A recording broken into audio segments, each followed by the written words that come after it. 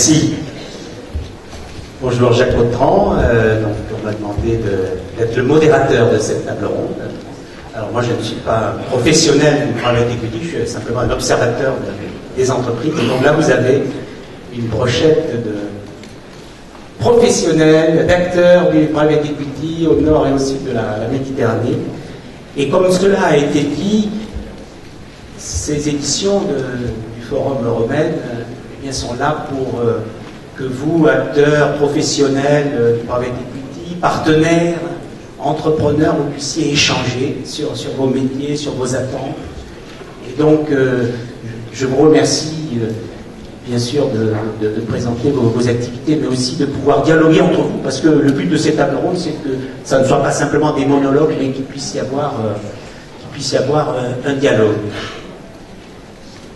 Alors, lorsque nous sommes retrouvés à Tanger il y a 4 ans, eh bien, je dirais que la situation internationale était un peu différente. Et en 4 ans, nous avons tous vécu des événements considérables. Ils nous ont été évoqués. Une crise financière partie des États-Unis, qu'on a qualifiée de la plus grande crise financière depuis la grande crise de 1930.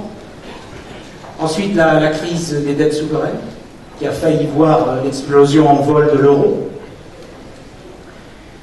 Et puis, le cortège des crises économiques en Europe, qui ont été évoquées par le président Baron Crespo. Et sur la rive sud, eh bien, il y a eu ces mutations géopolitiques considérables avec le ou les printemps arabes que vous vivez et qui sont évidemment source de changement, mais aussi d'espoir et de défis pour nous, riverains de la Méditerranée.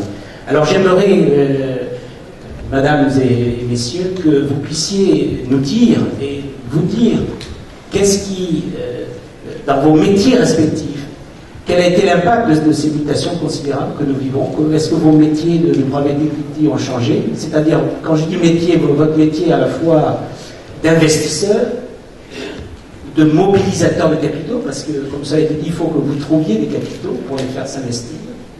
Et votre métier d'actionnaire, parce que, comme cela a été dit, le private equity, sa finalité, c'est l'entreprise, c'est de créer de la richesse, de créer des emplois, et bien de faire en sorte que les gens vivent mieux, que les entreprises se développent. Et donc, dans votre relation avec vos entreprises, dans leur relation avec l'entrepreneur, qu'est-ce qui a changé? Est-ce que les attentes des entreprises ont changé? Alors, peut-être... Pour aborder ces points, on va commencer par une méditaillerie.